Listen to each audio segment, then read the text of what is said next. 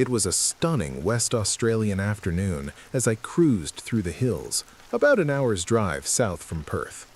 An hour before sunset, the gold and green leaves of the eucalyptus trees glittered against the pale blue sky as my small hatchback tore up the windy road.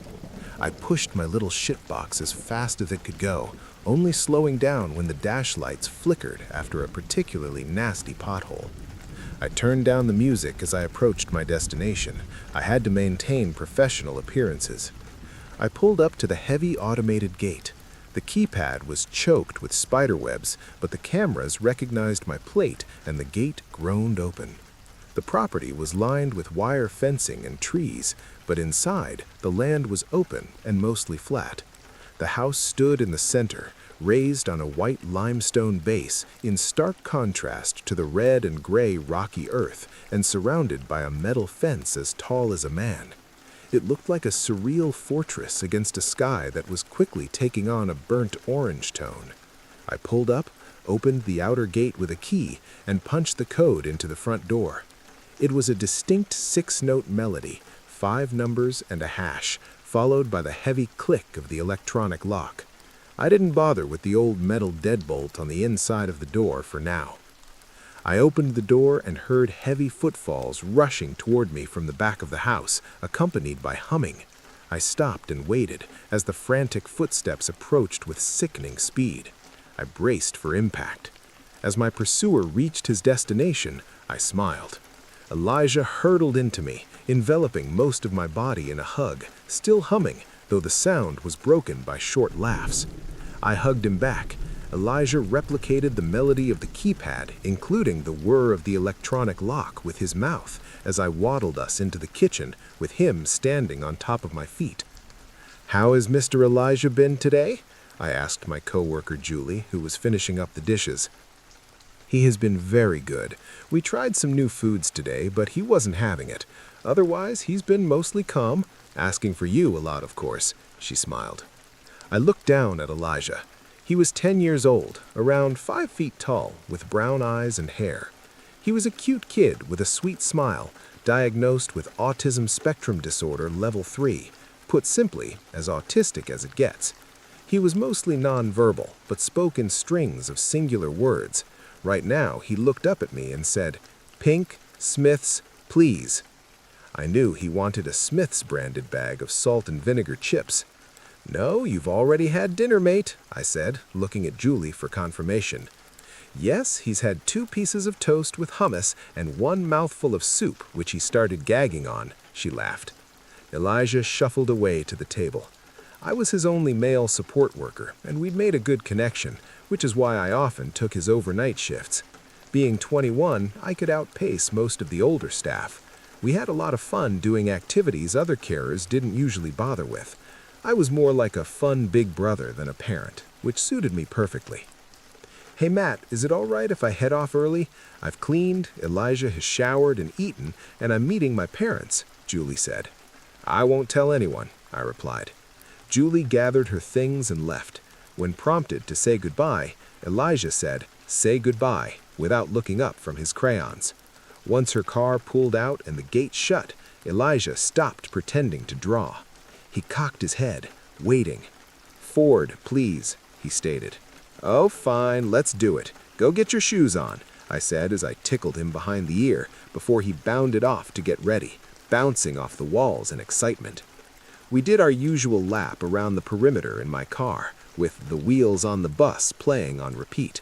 The headlights flickered again as we hit a bump, a reminder that the car was on borrowed time. It was dark now, and after the house lights, the darkness outside was impenetrable.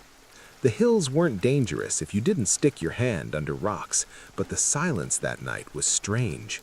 Usually, the headlights caught the glowing eyes of kangaroos, but the bush was still. No crunching leaves, no movement. We finished our lap. Elijah only ever wanted one, as it was the length of the song, and headed back inside. As I followed him in, I finally heard a distant crunching far behind me. I turned, expecting to see a family of kangaroos grazing by the fence line, but I saw no silhouettes in the moonlight. I frowned and locked the door with the keypad and that heavy deadbolt. Elijah fell asleep quickly. I cleaned up and headed to bed in the room next to his, setting my alarm for 5 a.m. I woke to darkness. It wasn't 5 a.m. yet. I strained my ears, hearing the wind belting the trees, but then I heard something else. Slow. In. Out.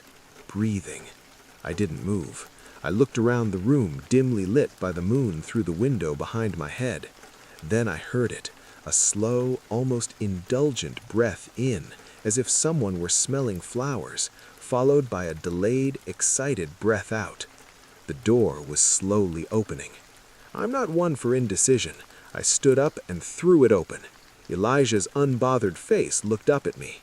"Elijah, toilet, light on," he sang.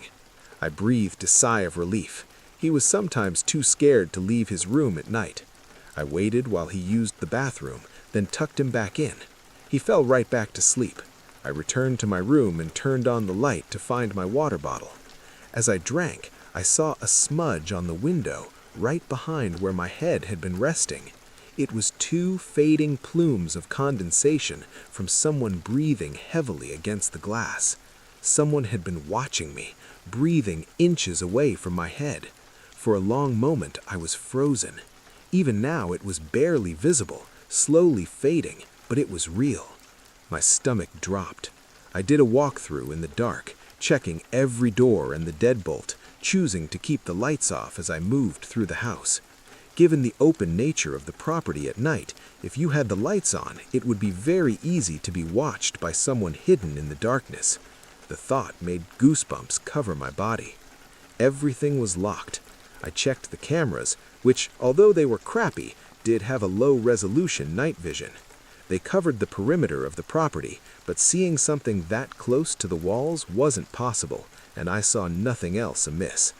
I chose to sleep on a spare mattress in Elijah's room and lay there awake until dawn. I got Elijah ready for school that morning, choosing not to worry him, although the severity of the situation would probably have been lost on him. After I saw Elijah off on the school bus with his school carers, socks pulled high, hair combed, my mind returned to the night. I rounded the back of the house to my window bedroom. There were 2 clear depressions in the soft dirt that lined the house, hidden between the decorative flowers, exactly where someone would have to stand to breathe on that glass. And more disturbingly, even though his blinds had been drawn all night, there were 2 more depressions in the dirt outside Elijah's window. And right there, on the ledge, as if it were a gift, was a small, unopened bag of Pink Smiths. I checked the cameras again. They didn't cover the spots under the windows, but someone would have to know the precise blind spots to get there. They would have to climb 2 fences without a sound. It was highly unlikely, yet nothing showed up on the feeds. I'm posting this here because I want to document it, and this seems like the right place. The lack of any real evidence is what's stopping me from telling my managers or law enforcement. It's essentially impossible to avoid the perimeter cameras. I didn't think I could do it, even after watching the feeds night after night. If anyone has advice, it will be welcome. Feel free to leave it below. Hopefully, I don't have an update.